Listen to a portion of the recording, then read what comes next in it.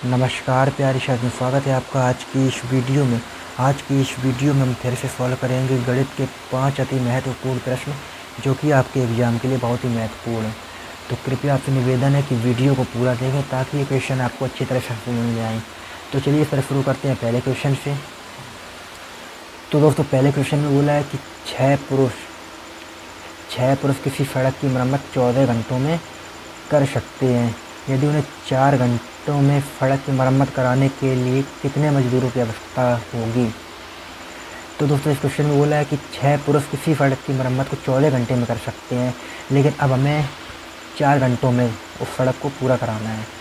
उस सड़क को जो पहले 14 घंटे में पूरी हो रही थी, उस सड़क को हमें 4 घंटे में पूरा कराना है। मजदूर कितने भी बढ़ा लो, उससे कोई दिक्कत नहीं है। तो उसमें पूछा है कि कितने मजदूरों की आवश्यकता होगी जो 4 घंटे में वो काम हो जाए। तो पहले देखते हैं दोस्तों। तो पहले कितने 6 मजदूर लग रहे थे, तो दिन कितने ले रहे? 14 दिन हो गए। पहले 6 मजदूरों की पहले 6 मजदूर 14 दिन में कर रहे थे। तो अब पूछा है कि 4 घंटे में, हमें दिन पता नहीं है तो यहाँ x मान लेंगे, ठीक है। तो दोस्तों अगर ऐसे क्वेश्चन दिया जाए आपको तो इनका और इनका गुणा करते हैं, इनका और इनका गुणा करके एक साइड लिख लेते हैं और इनका और x का गुणा करके एक साइड लिख लेते हैं।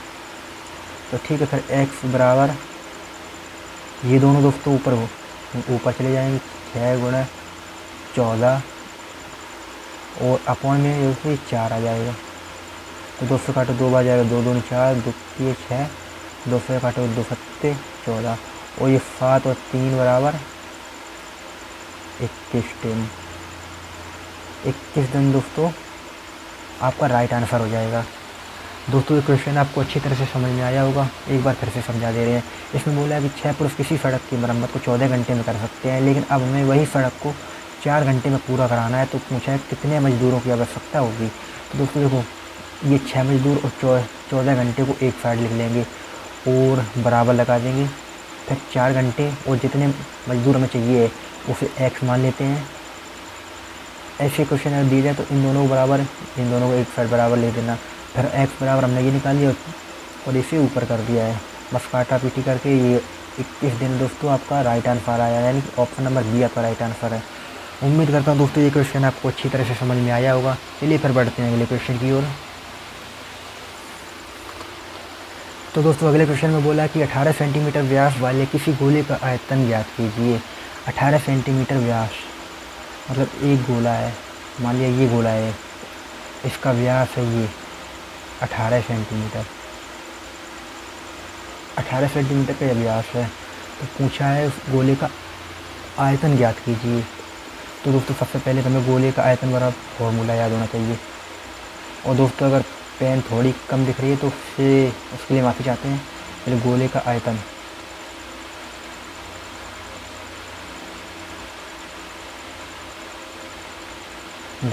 बराबर होता है 4/3 pi into pi r cube. तो 4 बराबर लगा के 4/3 इंटू पाई का मान 22/7 होगा और आर का मान दोस्तों आपको भी पता होगा कि व्यास का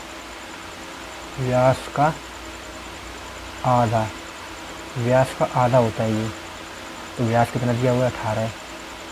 18 का जब आधा करेंगे तो 9 सेंटीमीटर दोस्तों हमारा ये आएगा। तो इसको क्यूब की फॉर्म में लिखना है, तो 9 इंटू 9 ये करना होगा।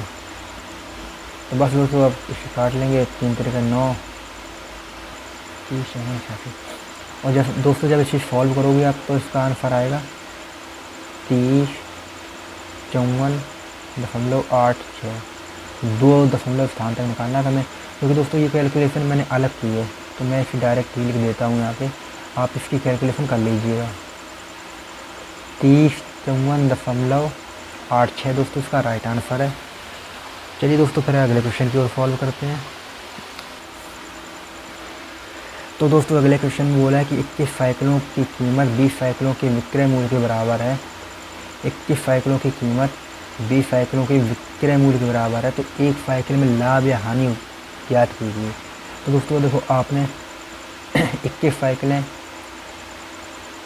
बेचीं, 21 साइकिलें आपके पास हैं, उसमें अगर आपने 20 बेच दी, 20 आपने बेच दी, तो दोस्तों आपको लाभ कितने का होगा?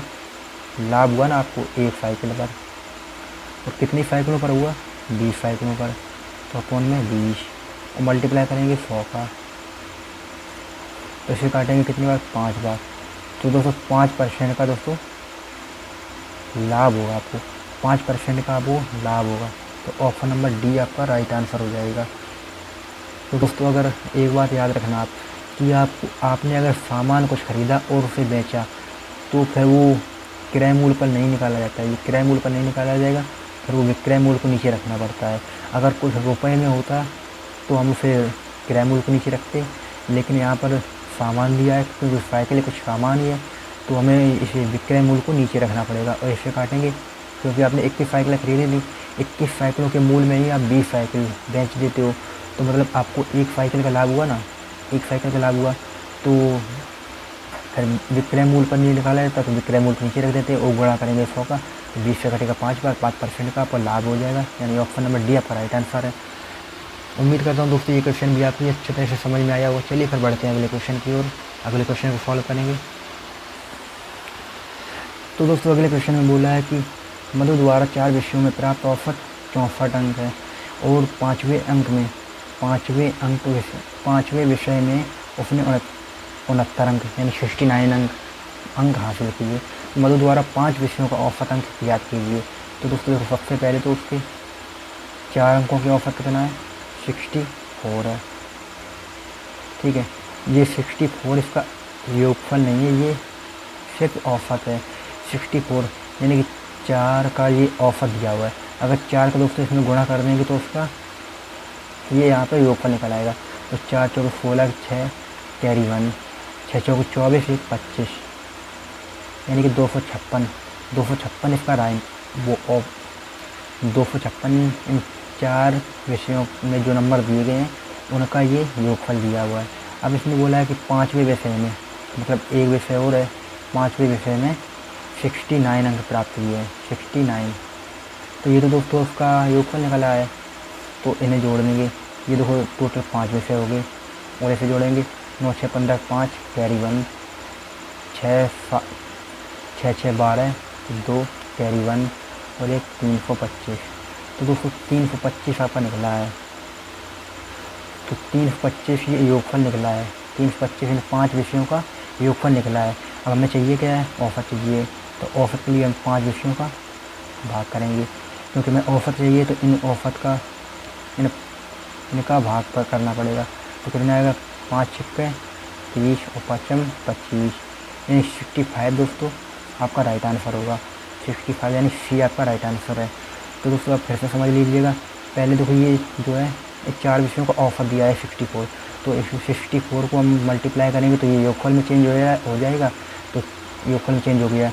फिर ये एक 5वां विषय बोला है, 5वें विषय यानी 4 के बाद वाला जो विषय है, यानी कि ये एक ही विषय है। तो एक जब ये विषय है तो इसका ये योगफल ही होगा। तो ये योगफल हो गया। फिर इसके बाद इन दोनों को जोड़ दिया, इन दोनों को जोड़ दिया, तो ये 5 विषय हो गए और ये 5 विषय का योगफल हो गया।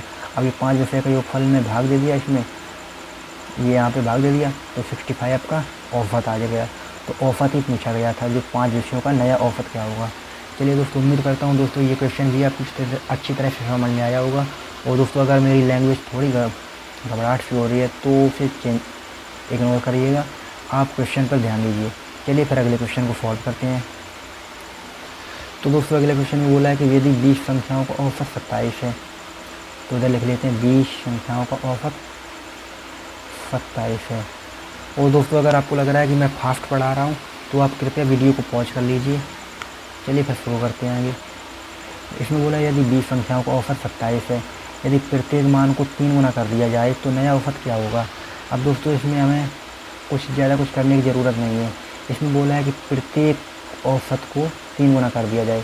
तो दोस्तों हम डायरेक्ट ही इस औसत को 3 गुना कर दें तो हमारा दोस्तों 3 गुना निकल आएगा। तो हम इसी में 3 गुना कर देंगे। 7 3 21 की 1 हासिल 2, 3 2 6 1 7। तो दोस्तों 61 ही आपका राइट आंसर हो जाएगा। ऑप्शन नंबर डी है। तो दोस्तों इसमें बोला था पहले कि 20 संख्याओं का औसत 27 है, ठीक है, 20 संख्याओं का औसत 27 है। फिर इसमें बोला है यदि प्रत्येक के मान को 3 गुना कर दिया जाए। तो दोस्तों प्रत्येक का मान ये दिया हुआ ना, मतलब प्रत्येक का मान 1 2 3 4 5 करके ऐसे कब तक भाग दोगे। तो हम डायरेक्ट यहाँ पे कर दें तो ये अच्छा होगा। तो हमने 27 का 3 गुना कर दिया तो 71 आया। 71 दोस्तों आपका राइट आंसर है। उम्मीद करता हूँ दोस्तों ये क्वेश्चन आपको अच्छी तरह से समझ में आए होंगे। अगर आपको ये क्वेश्चन अच्छी तरह से समझ में आए हैं तो कृपया चैनल को सब्सक्राइब करें और वीडियो को लाइक करें। चलिए फिर मिलते हैं अगली वीडियो में, तब तक के लिए धन्यवाद।